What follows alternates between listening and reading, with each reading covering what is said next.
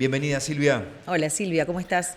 Hola chicos, ¿cómo están? César, Paola, gracias por la invitación. Un placer. Y bueno, encantada de que esté esta oportunidad de poder presentar distintas miradas sobre lo que son los procesos biológicos eh, y emocionales, ¿sí? Y en una frase que siempre se repite, pero que es muy cierta y tiene que ver con cuánto habla el cuerpo cuando se enferma, cuando hace el síntoma, acerca de lo emocional, ¿no?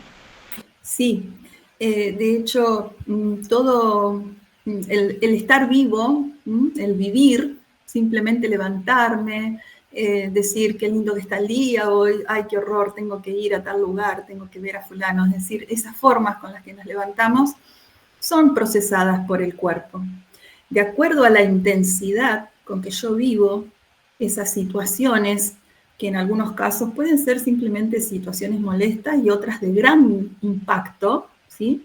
Directamente proporcional a eso, puedo hacer un síntoma físico que tenga relación con el tipo de conflicto con el que estoy viviendo. Entonces ahí aparecen distintas manifestaciones que pueden ser desde un dolor de garganta, un malestar en el estómago, un dolor de cabeza, eh, una patología renal, como es lo que estuvieron hablando hoy. Y con la biodecodificación, ¿qué podemos observar? ¿A qué nos va a ayudar? La biodescodificación es una metodología de trabajo que tiene efectos terapéuticos, no es una terapia, y aborda fundamentalmente el análisis, el poder, sí, el análisis, digamos, desde la parte racional, ¿no es cierto? Que lo conversamos con el consultante y que tiene que ver con lo que el doctor Hammer, un médico alemán, hace décadas, en la década del 80, trajo al mundo, a partir de un proceso personal muy brutal que vivió, descubrió de alguna manera lo que él denominó las 5 leyes biológicas. Esas 5 leyes biológicas, que luego se llamó la nueva medicina germánica, no es más que una mirada nueva sobre lo que la medicina ya sabe, ¿sí? Las capas embrionarias o los tejidos que vamos, en los que vamos desarrollándonos mientras nos vamos formando en la pancita de mamá, y que en cada uno de esos tejidos van correspondiendo distintos sistemas y órganos. Esta cuestión aporta que no cualquier evento que me impacte va a ir a cualquier lugar del cuerpo. Hay ciertos órganos que tienen que ver con determinados tipos de impactos emocionales. Y por ejemplo, todo lo que nosotros como seres humanos vivimos como conflicto de supervivencia, es decir, está en juego mi vida, bueno, ahí vamos a tener varios sistemas, entre esos los más conocidos, por ejemplo, temas de pulmones, hígado, una parte del estómago, riñón, una parte del hígado, una parte del ojo, y así. Entonces, cuando tenemos algún tema de supervivencia del riñón manifestada en algún tipo de sintomatología, como por ejemplo es la litiasis, ahí vamos a estar abordando la consulta haciendo preguntas específicas sobre un tipo de vivencia que tiene que ver con los líquidos, porque justamente el riñón se encarga de filtrar todo lo que es líquido dentro del organismo. Entonces, sabemos que 70-80% de nuestro cuerpo es líquido, ¿sí? Lo demás es sólido. Entonces, el riñón inexorablemente va a estar limpiando, separando lo que sería el líquido puro o listo para volver a recorrer el cuerpo, separando de lo que llegó y que es necesario desechar y que, bueno, en parte de eso va para la materia fecal y para la orina. Cuando tenemos litiasis en el riñón, que también hay otros tipos de litiasis, ¿sí? en el hígado, por ejemplo, las piedras, las personas usualmente tienen algún tipo de conflicto importante con los líquidos, ya sea una vivencia real, ¿sí? Algún evento dramático, como ser una inundación, algún evento en la nieve, bueno, algo que esté vivido por la persona, ¿sí? No necesariamente tiene que haberle pasado hace poco cuando desencadena el síntoma, sino que eso está guardado y que por repitencia, porque eso sí es una característica del tema renal, es que son eventos repetitivos que, como dice el dicho, gota a gota va llevando al límite en que en el que el cuerpo dice, bueno, ya basta, y presenta un síntoma. Cuando nosotros hablamos de piedras, tenemos la posibilidad de preguntar, porque en la vida de la persona hay referentes, ¿sí? El agua tiene que ver con no solo el líquido de la vida, ¿sí? El amor, ¿sí? Con los referentes importantes que pueden ser mamá, papá, los abuelos, alguien importante, sino que también simboliza la liquidez económica. Entonces, es muy probable que la persona haya vivido de manera dramática alguna situación en la que, por ejemplo, no tuvo la liquidez o está luchando por tener la liquidez económica y no la tiene, o lo vivió desesperadamente y de golpe le llegó la solución y se acabaron los problemas de liquidez económica y sí o sí va a ser el síntoma.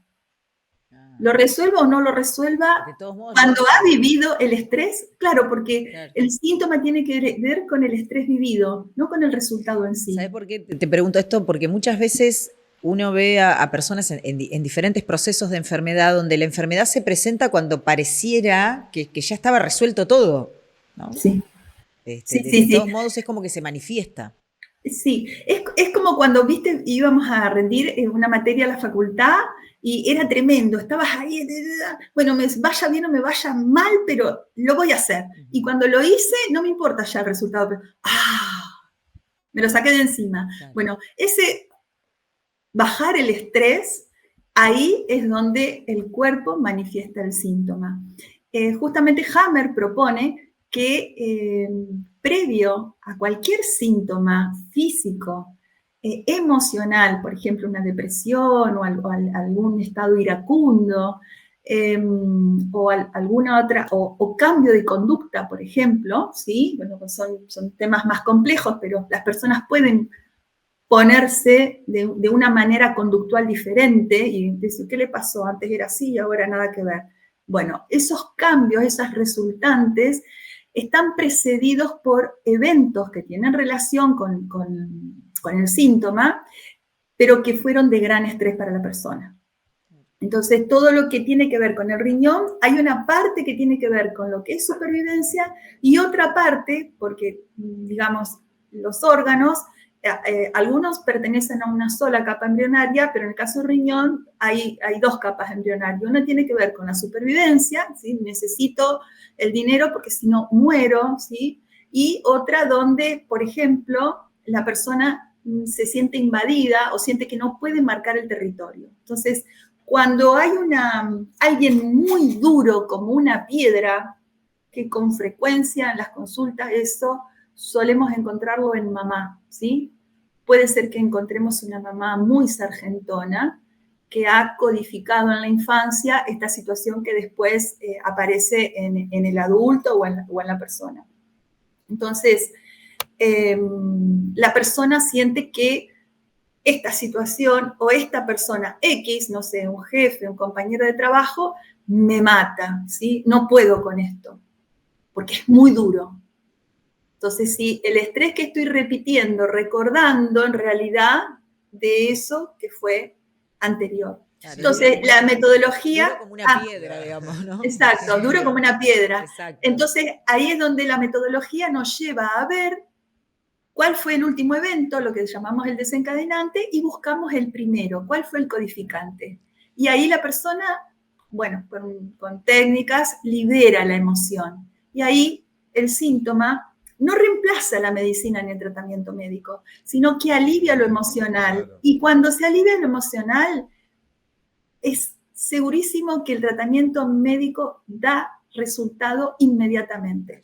A veces no da resultado Y cuando se interviene en lo emocional, automáticamente aparece el resultado. Todos estos eventos de los que vos hablás y, hago un paréntesis, los que creemos en vidas pasadas, Ajá. ¿es solamente algo que nos está ocurriendo en el transcurso de esta vida o podemos manifestar algo de lo que vivimos en alguna vida anterior?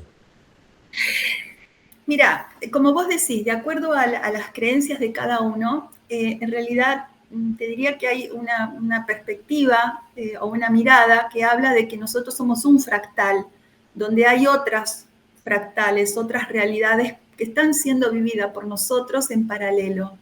Entonces, puede que nosotros estemos replicando un síntoma de alguna de esas vidas que está siendo en otra dimensión, en otro plano, pero que es una parte mía, un fractal mío, y lo estoy mostrando acá. Por eso cuando nosotros buscamos que la persona tome comprensión o tome conciencia, lo hace para sí mismo en esta vida y en todos los planos y dimensiones que a la persona le corresponda en su esencia.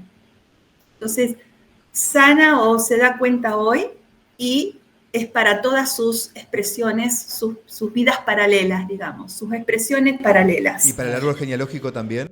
Sí, para el árbol genealógico también, porque si nosotros nos podemos ver a nosotros mismos como expresiones biológicas, ¿sí? La biología nuestra son en realidad moléculas, ¿sí? Las moléculas están constituidas por átomos. Los átomos vibran, ¿sí? Están en movimiento todo el tiempo y emiten un campo electromagnético. Entonces, esa biología que está vibrando no es más que la materia prima de nuestros abuelos y bisabuelos, es lo que nosotros estamos mostrando.